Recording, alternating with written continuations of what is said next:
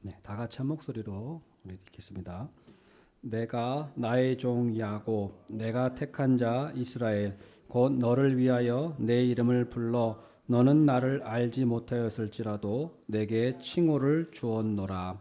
나는 여호와라, 나 외에 다른 이가 없나니 나밖에 신이 없느니라. 너는 나를 알지 못하였을지라도 나는 내 띠를 동일 것이요 해 뜨는 곳에서든지 지는 곳에서든지 나밖에 다른 이가 없는 줄을 알게 하리라. 나는 여호와라, 다른 이가 없느니라. 나는 빛도 짓고 어둠도 창조하며 나는 평안도 짓고 환난도 창조하나니 나는 여호와라, 이 모든 일들을 행하는 자니라 하였노라. 아멘. 택한 백성의 축복이라는 제목으로 하나님 말씀을 전하겠습니다. 하나님께서는 모든 사람에게 동일한 복을 주시지 않았습니다.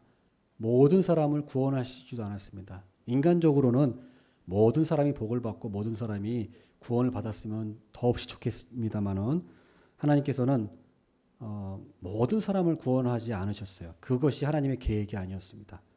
우리에게 이것은 우리 인간의 이성으로는 이해하기 어려운 일입니다. 그렇지만 하나님께서는 분명히 모든 인류를 구원하지 않으시고 다만 어떻게 보면 소수를 선택하시고 구원해 주셨어요. 구약 시대에도 수많은 민족들이 있었지만 이스라엘을 택하셔서 하나님의 백성 삼으셨고요. 신약에서도 그리스도인들을 택하셔서 하나님의 백성을 삼으셨습니다. 인간의 이해력으로는 파악할 수 없습니다. 그래서 이것을 인간의 이성으로 파악하려고 하면 보편 구원론자가 돼요. 있습니다. 보편 구원론자가 신학적으로.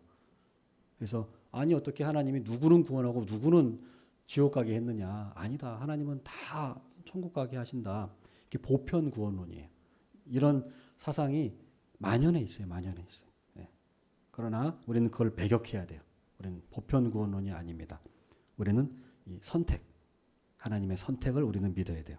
성경의 말씀이기 때문에 그렇습니다. 그래서 하나님은 구약 시대에는 이스라엘을 택하셨어요. 그런데 이것이 이스라엘을 민족 그 자체를 뭐랄까 더 그냥 그 민족 자체이기 때문에 이스라엘 택하신 것은 아니에요. 하나님은 민족을 차별하시지 않습니다.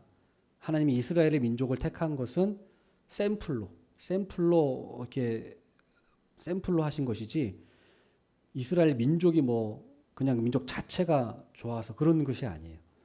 하나님은 민족을 구별하지 않으시고 그럼 왜 하나님이 이스라엘을 택하셨느냐? 그건 하나님의 주권, 하나님의 전적인 권한입니다. 권한이에요. 그런 의미에서 우리 하나님은 그 고레스 왕을 택하셨어요. 지금 이제 이란과 미국이 전쟁이 한창인데 고레스는 바로 그 이란, 페르시아, 옛날에 그 페르시아라고 하죠. 페르시아, 그 성경에는 바사라고 나옵니다. 그 페르시아 바사의 왕이 초대 왕이 고레스 왕이에요. 지금의 이란입니다. 이란. 그래서 이 고레스 왕을 하나님이 택하셔서 하나님이 쓰셨어요. 어떻게 쓰셨습니까? 바벨론의 포로로 잡혀간 이스라엘 백성들을 하나님이 고레스 왕을 들어서 그들을 바벨론에서 해방시키셨죠. 그리고 예루살렘으로 고국으로 돌아가게 하셨잖아요. 그렇게 함으로써 하나님이 고레스를 사용하셨다고 나와 있습니다. 하나님이 고레스를 사용하셨어요. 그래서 하나님께서 고레스를 기름 부음 받은 자라고까지 말씀하셨어요. 이 고레스는 예수님을 예표하는 겁니다. 이 고레스는 예수님을 예표하는 거예요. 그래서 하나님이 꼭 구약이라 그래가지고 이스라엘 민족만 쓰신 것이 아니라는 거예요. 이방인들도 하나님이 사용하셨어요. 그것은 이제 신약 시대에 차별 없이 모든 민족에게 구원이 전파될 것을 이미 예견하신 거예요. 그래서 하나님이 구약 시대에 고레스를 통해서 이스라엘을 고국으로 돌이키시고 은혜를 주셨던 것처럼 복을 주셨던 것처럼 지금은 신약 시대에는 예수 그리스도를 통해서 하나님이 우리에게 복을 주시는 것입니다.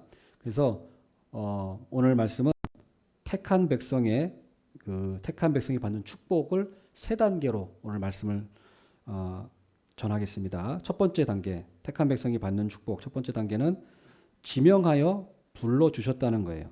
지명하여 불러주셨다.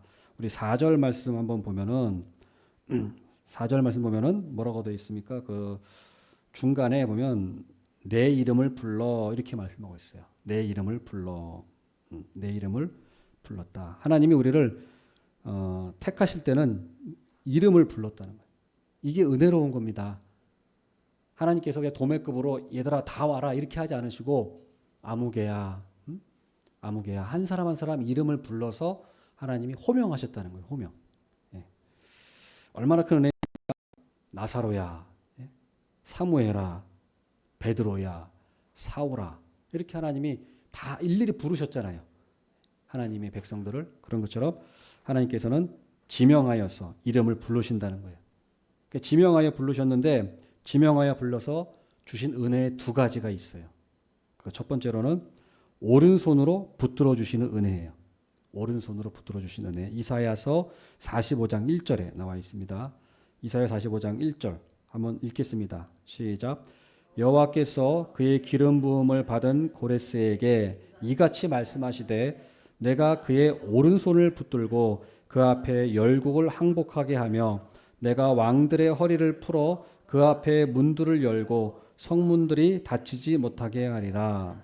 여기 보면은 중간에 내가 그의 오른손을 붙든다. 하나님이 고레스 왕의 오른손을 붙들어 준다고 한 거예요. 이런 것처럼 하나님이 택한 자들은 불러서 오른손을 하나님이 붙들어 주신다는 거예요. 오른손을 붙들어 주신다는 것은 하나님이 능력을 주신다는 거예요. 능력. 권능을 주신다는 거예요. 인간은 인간의 힘으로는 아무것도 할 수 없습니다. 우리가 제일 처음에 찬양했던 것처럼 나는 아무것도 아닙니다. 주님이 나와 함께하지 않으시면 아무것도 아닙니다. 전적으로 인간은 무능해요. 하나님의 일을 할 수가 없어요. 하나님을 알 수도 없고 하나님을 찾을 수도 없고 하나님의 일을 할 수도 없어요. 전적으로 무능하고 부패한 게 인간입니다. 마귀와 싸운다고요? 더더군다나 마귀와는 싸워서 이길 수가 없어요. 인간의 힘으로는. 그래서 하나님이 오른손으로 붙들어 주셔야만 우리가 마귀와 싸워서도 이길 수가 있는 거예요. 세상 유혹도 내 의지와 결단으로 절대 못 이깁니다. 절대 못 이겨요. 세상의 유혹이요. 하나님이 능력을 주셔야 하늘에서 주는 능력을 받아야만 그 세상의 유혹도 이길 수가 있는 거지 내 능력으로는 절대 이길 수가 없습니다. 마귀가 그렇게 만만한 게 아니에요. 세상의 유혹이 만만한 게 아니에요. 그래서 이 능력은 나에게서 나오는 게 아니라 여러분 하나님께로부터 나오는 것입니다. 하나님의 인도함을 받는 거예요. 하나님이 오른손으로 붙들어 주셔야 돼요. 롯의 가족들을 보십시오. 롯의 가족들이 소돔과 고모라 땅에서 탈출하는데 천사가 그의 손을 붙들고 나왔어요. 롯의 가족들을. 그렇지 않으면 그 롯의 가족들은 나오지 못했을 거예요. 자꾸 뒤돌아보고 얼떨결에 막 해서 나오지 못했는 천사가 오른손을 붙들어줘서 데리고 나왔단 말이에요. 이것처럼 우리가 하나님을 붙잡고 있는 게 아니라 하나님이 우리를 붙잡고 계신 거예요. 하나님이 우리를 붙잡고 계신 거지 내가 하나님을 붙잡고 있다? 언제든지 놓칠 수 있어요. 우리는 약하기 때문에. 하나님이 붙들어 주시기 때문에 우리는 지금까지 여기까지 온 거예요. 여기까지. 그러므로 우리는 하나님이 오른손으로 붙들어 주시기 때문에 우리는 그 하나님의 오른손을 의지해야 돼. 의지해야 돼. 기도해야 합니다. 하나님께 저를 붙잡아 달라고 기도해야 돼요. 그러면 하나님이 오른손으로 붙잡아 주실 줄 믿습니다. 그다음 택한 자를 불러주신 두 번째 은혜는 존귀하신 칭호를 주신다는 거예요. 4절 말씀 또 보겠습니다. 4절 중간에 마지막 부분 보면 너는 나를 알지 못하였을지라도 내게 칭호를 주었노라. 칭호를 주었다고 했어요. 이건 고레스 왕에게 한 얘기지만 결국은 우리에게 하신 얘기예요. 칭호를 줬다. 칭호를 줬다는 말은 이름을 불렀어요. 이름을 부르는 것도 굉장히 영예로운 일이죠. 그죠? 대통령이 여러분의 이름을 알아서 부른다고 생각해 보세요. 굉장한 일이잖아요. 근데 칭호를 준다. 영예로운 일이에요. 예를 들어서 뭐 백작 지위, 백작으로 불러준다. 백작의 지위를 부여준 얼마나 영예로운 겁니까? 그런 것처럼 칭호를 주셨다는 거예요. 우리에게 영예로운 그런 직위를 주셨다는 거예요. 조선시대 왕비들도요. 그 후궁들 있죠. 조선시대 후궁들 벼슬이 8가지입니다. 후궁이 다 같은 후궁이 아니에요. 후궁 중에 제일 높은 후궁이 빈입니다. 빈. 장희빈이 빈이잖아요. 장희빈이 그 숙종의 아들을 낳았잖아요. 그 경종이 됐잖아요. 그래서 빈이 됐어요. 빈이. 원래 빈이 아니었는데. 최고로 높은 게 빈이에요. 그 다음에 후궁 중에서 최고로 낮은 게 수건이에요. 수건. 수건 최씨. 이건 후궁 중에서 제일 종사품. 제일 낮은 거예요. 그리고 비는 정일품. 제일 높아요. 후궁 중에서. 물론 그 위에는 이제 중전이 있죠. 중전은 딱 한 사람이잖아요. 근데 이제 이렇게 후궁도 8가지가 있는데 그 빈하고 그 수건 사이에 뭐 귀인도 있고 뭐 수기도 있고 소위도 있고 뭐 여러 가지가 있어요. 자, 이런 것처럼 하나님께서 우리를 부르실 때 부르신 것은 칭호. 하나님 우리에게 영예로운 칭호를 주셨다는 거예요. 이 말은 무슨 말이냐면 하나님이 우리를 부르신 것은 영예로운 거라는 거예요. 영예로운 거. 하나님의 자녀가 되는 거, 하나님의 백성이 되는 거, 이거 보통 일이 아닙니다. 하나님의 자녀가 되는 거, 우리는 그냥 하나님의 자녀가 당연한 거 아닌가 생각하지만 그것이 아니에요. 하나님의 자녀가 되고 백성이 되는 거는 대단히 영예로운 일이에요. 하나님을 아버지라고 부를 수 있는 것, 이 자격을 부여받은 것이기 때문입니다. 여러분이 만약에 대통령한테 아버지라고 부를 수 있는 그런 관계가 된다, 자격이 된다, 그러면은 그 사람은 대단한 권세를 가진 사람일 거예요. 만약에 왕이 있는데 그 왕을 아버지라고 부를 수 있는 그런 사람이라면 대단히 권세가 있는, 그 사람은 그 옆에 있는 사람은 다 벌벌 떨 거예요. 그러니까 아버지라고 부를 수 있다는 건 대단한 권세입니다. 조선시대 때 그 첩의 자식은 아버지를 아버지라고 못 불렀습니다. 홍길동전에도 나오잖아요. 첩의 자식은 아버지를 아버지라고 못 부릅니다. 호부, 형한테도 형이라고 할 수 없어요. 호부, 호형이 금지되어 있어요. 주인님 이렇게 불러요. 상전. 그 첩의 자식은 그래요. 아버지라고 부를 수 있는 거는 딱 정실 부인만 할 수 있는 아들만. 그러니까 양반을 아버지라고 부를 수 있는 거는 대단한 거죠. 그러니까 첩의 자식은 안 돼요. 첩의 자식은 그 과거도 제한돼 있어요. 과거 시험도 그 문과는 못 봐요. 무과만 볼 수 있어요. 무과. 문과는 시험 못 봐요. 첩의 자식은. 재산 상속도 문제가 있습니다. 아무튼 우리가 이렇게 누군가를 아버지라고 부를 수 있는 거. 근데 특히 하나님을 아버지라고 부를 수 있는 것은 대단한 영예라는 거예요. 하나님의 자녀라고 하는 칭호를 우리에게 주셨다는 거예요. 밖에 나가보세요. 누가 하나님을 아버지라고 부를 수 있겠어요? 우리들이 하나님을 아버지라고 부를 수 있는 것입니다. 그렇기 때문에 우리는 하나님이 그 자녀는 권세라고 했어요. 하나님의 자녀된 권세. 우리는 권세를 받은 거예요. 권세. 아버지라고 부를 수 있는 권세. 기도하면 하나님이 응답하시는 권세. 권세가 있는 거예요. 우리는 하나님이 택하신 족속이고 왕 같은 제사장들이요 거룩한 나라요 하나님의 소유입니다. 그래서 우리는 하나님의 칭호를 더럽히지 말고 존귀하게 살아서 우리 하나님께 영광을 돌리는 자들이 되어야 합니다. 그래서 택한 백성이 받는 축복 두 번째 단계는 허리띠를 동여 주십니다. 허리띠를 동여 주십니다. 5절 말씀 한번 보겠습니다. 나는 여호와라 나 외에 다른 이가 없나니 나밖에 신이 없느니라 너는 나를 알지 못하였을지라도 나는 내 띠를 동일 것이요. 하나님께서는 고레스 왕에게 나는 내 띠를 동인다. 허리띠를 동인다고 말씀하셨어요. 허리띠를 동인다. 이것은 한마디로 하나님이 쓰시는 도구로 준비시켜 주신다는 거예요.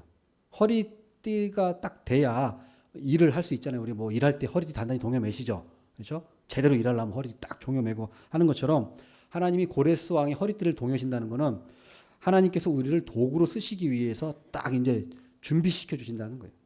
고레스 왕을 준비시키는 것처럼 택한 자를 하나님이 준비시켜 주신다는 거예요. 하나님이 쓰시기 위해서. 이것은 1절에 보면 45장 1절에 보면 45장 1절과 대조되어 있어요. 그 45장 1절에 보면 왕들의 허리는 푸신다고 되어 있어요. 그 45장 1절에 보면 중간에 보면 내가 왕들의 허리를 풀어 이렇게 말씀했어요. 그러니까 열왕들 다른 나라의 왕들은 허리띠를 풀어버리시고 고레스 왕은 허리를 묶으신다고 하시는 거예요. 그러니까 택한 자는 하나님께 도구로 쓰시기 위해서 허리띠를 동이시는 거고 하나님의 원수들은 허리띠를 풀어버리시는 거예요. 무장해제시키시는 거예요. 그래서 하나님은 하나님의 원수들을 무장해제시키셔가지고 멸망시키는 겁니다. 멸망시켜요. 소련이 결국엔 멸망됐습니다. 북한이 그렇죠? 멸망할 겁니다. 북한도. 이슬람의 나라도 다 보세요. 하나님 안 믿는 나라치고 세상에 좋은 영향력 끼치는 나라가 있습니까? 뭐 소련이 무슨 뭐 세계에 좋은 영향력을 끼칩니까? 뭐 북한이 영향을 끼칩니까? 뭐 이슬람 나라가 세상에 영향력을 끼쳐요? 오직 하나님을 믿는 나라만 온 세상에 보면은 선한 영향력을 끼친다고. 분명히 그래요. 그런 것처럼 하나님은 하나님의 쓰시는 도구가 되기 위해서 허리띠를 동이시는 거예요. 그래서 이사야서 44장 28절 한번 보면은 이사야서 44장 28절 고레스에 대하여는 이르기를 내 목자라 그가 나의 모든 기쁨을 성취하리라 하며 예루살렘에 대하여는 이르기를 중건되리라 하며 성전에 대하여는 내 기초가 놓여지리라 하는 자니라. 하나님이 고레스에 대해서 말씀하시기를 내 목자라. 내 목자. 쓰는 사람. 내 쓰는 목자. 이방인인데도 불구하고 내 목자라고 말씀하시고 내 기쁨을 성취하고 예루살렘을 중건하고 또 성전의 기초가 놓여지리라 하는 그런 명령을 내리는 사람이 된다는 거예요. 하나님께 쓰임받는 사람이 된다는 거예요.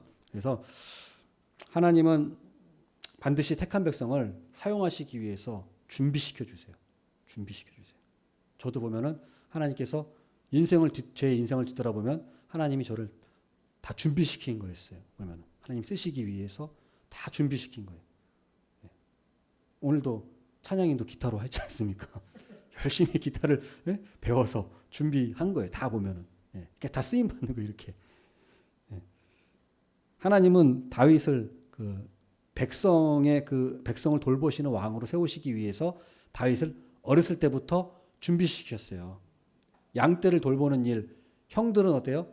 양 하나도 안 돌봤죠. 형들은 그냥 집에서 좋은 교육 받으면서 부모님 사랑 받으면서 편하게 지냈는데 막내 다윗만 있는지 없는지 모르게 양치면서 그냥 그렇게 떠돌이처럼 그렇게 살았단 말이에요. 근데 하나님께서 다윗을 쓰시려고 준비하는 기간이었어요. 그 기간이. 양떼를 돌보기 위해서 돌팔매질을 연습해가지고 늑대나 그 사자들이 나오면 다 물리쳤던 것처럼 결국은 그때 연습했던 게 골리앗 앞에 설 수 있는 그런 과정이 됐잖아요. 준비가 됐잖아요. 하나님께서는 다윗을 택하시고 준비시킨 겁니다. 그래서 여러분의 우리들의 인생은 하나도 허투른 것이 없어요. 다 하나님께서 우리에게 준비시킨 거. 그래서 결국에는 다윗도 어땠습니까? 이 과정을 통해서 이스라엘을 구원하는 그런 그런 사람이 됐잖아요. 누가 그걸 상상이나 할 수 있었겠습니까? 오직 하나님께서 다윗을 쓰시기 위해서 그렇게 준비시킨 것입니다. 그다음 마지막 세 번째 택한 백성의 축복 세 번째로는 평안과 환란을 주신다는 거예요. 7절 말씀 우리 한번 보겠습니다. 7절 다 같이 한번 읽겠습니다. 시작. 나는 빛도 짓고 어둠도 창조하며 나는 평안도 짓고 환란도 창조하나니 나는 여호와라 이 모든 일들을 행하는 자니라 하였노라. 하나님은 빛도 짓고 어둠도 창조하시고 평안도 짓고 환란도 창조하신다고 했어요. 하나님은 모든 일에 주관한 자세요. 우리는 평안은 하나님께로부터 오고 환란은 하나님께로부터 오는 것이다 라고 하는 생각은 잘못된 거예요. 그건 이원론입니다. 그 이원론은 잘못된 거예요. 우리는 이론론. 그게 무슨 말이냐면 환란이나 평안이나 다 하나님께로부터 오는 거예요. 하나님께로부터 오는 거예요. 왜요? 모든 일의 근원은 하나님으로부터 오는 거예요. 근데 선한 일은 하나님께로부터 오고 악한 일은 마귀로부터 온다. 물론 마귀가 그 중간에서 역할을 하는 거지만 근원은 하나님의 그 허락이 있었던 거예요. 욥에 보면 다 나오잖아요. 근데 그거를 무시하고 그냥 하나님과 마귀를 이원론 시켜가지고, 예? 하나님은 선신, 마귀는 악신 이렇게 해가지고 하나님과 마귀를 대등하게 여겨서 싸우는 것처럼 생각하면 그건 잘못된 거예요. 예. 그 깊이 들여서 말씀드리면 할 얘기가 많지만 그건 잘못된 거예요. 하나님하고 마귀하고 싸우는 게 될까요? 싸움이 될까요? 하나님하고 마귀하고 대등하게 싸움이 됩니까? 택도 없죠. 예. 싸움이 안 돼요. 하나님하고 마귀는. 예. 마귀도 하나님이 부르시는 종이라 그랬어요. 근데 이단들은 꼭 마귀를 굉장한 능력을 가진 사람처럼 하나님과 대등한 존재처럼 여겨서 그 싸우는 존재로 여기거든요. 그게 잘못된 겁니다. 예. 모든 일의 근원은 하나님께로부터 나오는 거예요. 평안도 하나님이 주신 거고요. 환난도 하나님이 주신 겁니다. 자, 사무엘상 2장 7절에 보면 하나님은 가난하게도 하시고 부하게도 하시며 낮추기도 하시고 높이기도 하신다. 이렇게 말씀하고 있어요.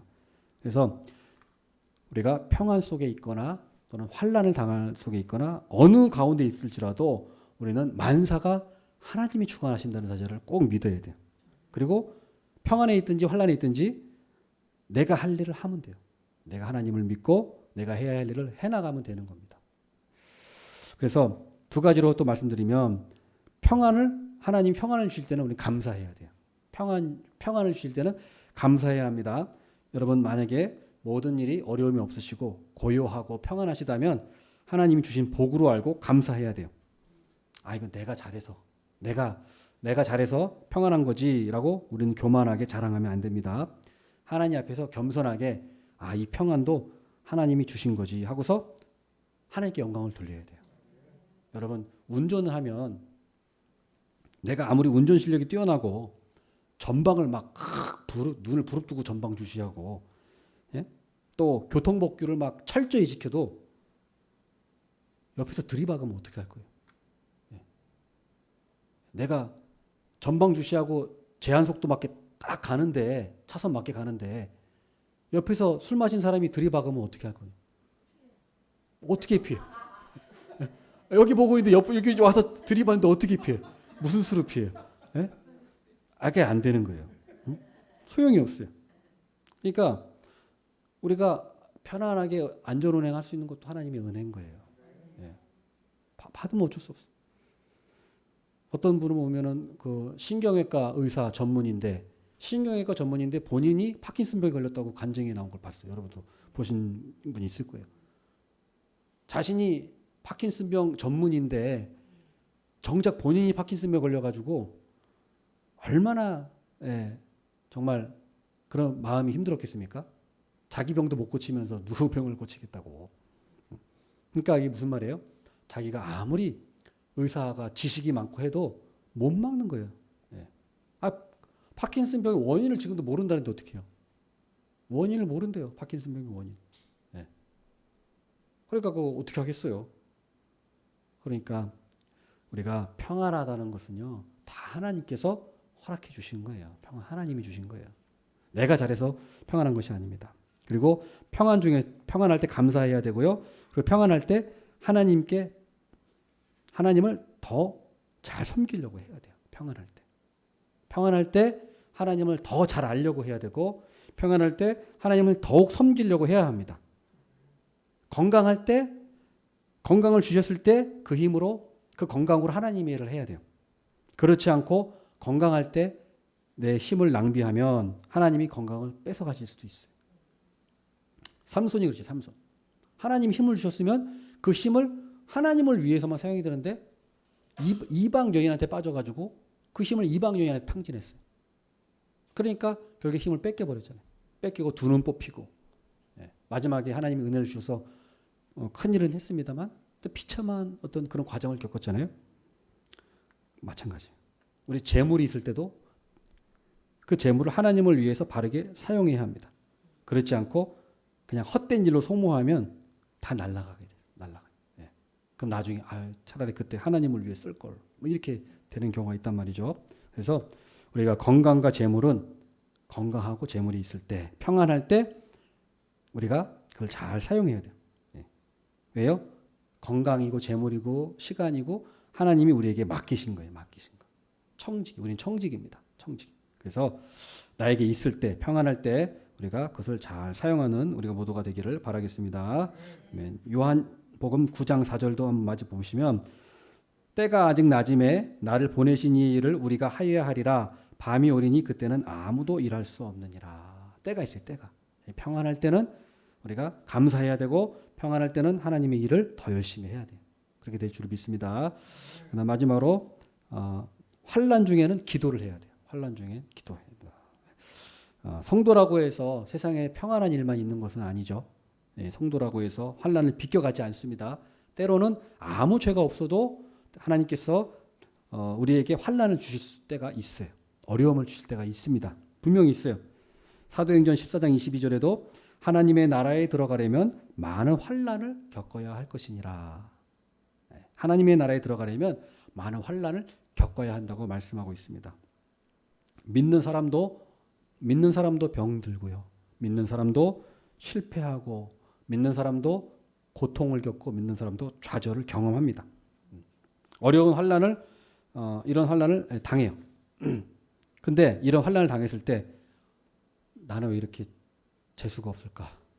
나는 내 팔자가 왜 이럴까? 탓하면 안 돼요. 나는 왜 이렇게 운이 안 좋지? 그건 믿음의 마음이 아닙니다. 믿음의 마음이 아니에요. 아무리 환난을 당해도 하나님이 내게 주신 복으로 믿어야 돼요. 아까도 얘기했지만 평안도 하나님이 주시는 것이고 환난도 하나님이 주시는 거예요. 그런데 환난도 하나님이 내게 주신 복으로 우리는 믿어야 돼요. 왜냐하면 하나님은 그 자녀에게 복이 아닌 건 절대로 주시지 않으세요. 복이 아닌 거는 하나님이 자녀에게 절대로 주시지 않습니다.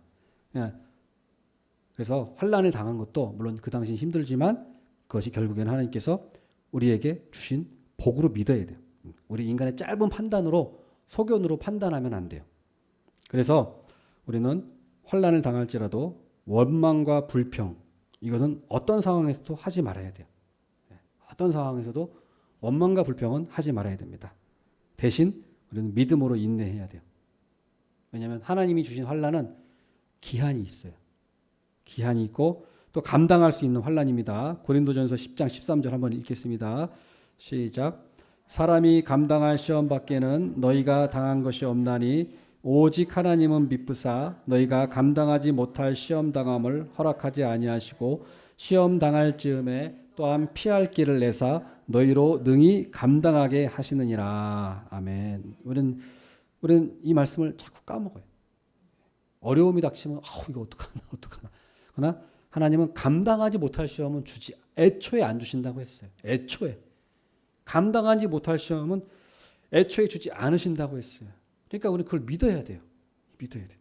그리고 또 시험 당할 즈음에 피할 길을 주신다고 했어요. 또 뭐라고 했습니까? 능히 감당하게 하신다고 했어요. 능히 감당하게 하신다. 우리 이 사실을 꼭 믿으시길 바라겠습니다. 요한계시록 20장 10절 말씀 한번 읽겠습니다. 시작. 너는 장차 받을 고난을 두려워하지 말라. 볼지어다 마귀가 장차 너희 가운데서 몇 사람을 오게 던져 시험을 받게 하리니 너희가 10일 동안 환난을 받으리라. 내가 죽도록 충성하라. 그리하면 내가 생명의 관을 내게 주리라. 아멘. 여기서 보면 기한이 정해져 있어요. 10일 동안 환난을 받으리라. 10일 동안. 하나님이 우리에게 환난을 주실 때는 무한정 주시지 않으세요. 기한이 있어요. 그것만 견디면 또 하나님께서 복을 주시는 거예요. 우리 산도 가면 오르막길이 있으면 내리막길이 있는 것처럼 하나님께서 우리에게 기한을 주세요. 기한. 그 기한만 잘 견디면 됩니다.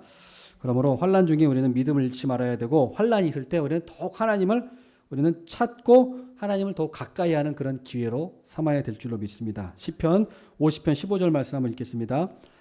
환난 날에 나를 부르라. 내가 너를 건지리니 네가 나를 영화롭게 하리로다. 환난 날에는 하나님께 기도해야 돼. 기도하라고 하나님이 환난 주신 것입니다. 그래서 우리 기도하면 하나님의 도우심을 경험하게 될 거예요. 하나님의 도우심을 경험하고 우리의 믿음은 더욱 단단해질 것입니다. 말씀을 맺도록 하겠습니다. 하나님의 그 택함을 받은 것은 큰 축복입니다. 택함 받은 백성이 받는 축복의 단계는 첫 번째로 지명하여 불러주신 것, 두 번째로는 허리띠를 동여 주신 것, 세 번째로는 평안과 환난을 주시는 복이에요. 그래서 하나님께서 우리를 불러주셔서 지명하셔서 하나님의 자녀라는 그런 존귀한 칭호를 주셨고 또 우리의 허리띠를 동이셔서 우리를 하나님의 도구로 준비시켜 주신다는 거예요. 또 평안과 환난을 통해서 우리를 정금과 같이 단련시켜 주시는 것입니다. 그러므로 오직 하나님의 선하심을 믿고 우리 인내하여서 영광과 존귀함에 이르시고 또 승리의 면류관을 얻는 그런 우리 모두가 되기를 축원합니다. 아멘. 기도하겠습니다. 하나님 아버지 감사합니다. 하나님 오늘 택함 받은 백성이 받는 축복에 대해서 말씀을 주셔서 감사를 드립니다. 하나님이 저희를 이름을 각각 불러서 지명하여 불러주시고 또 우리의 허리띠를 동여 주셔서 우리를 하나님의 도구로 준비시켜 주시고 또 평안도 주시고 환난도 주셔서 우리를 정금과 같이 하나님의 도구로 쓰시는 그런 복을 내리신 줄 믿습니다. 우리 하나님의 선하심을 믿고 인내하면서 하나님의 영광과 존귀함에 참여하고 승리의 면류관을 얻는 우리 모든 복된 성도들이 되도록 하나님 복을 내려 주시옵소서. 예수님의 이름으로 기도드립니다. 아멘.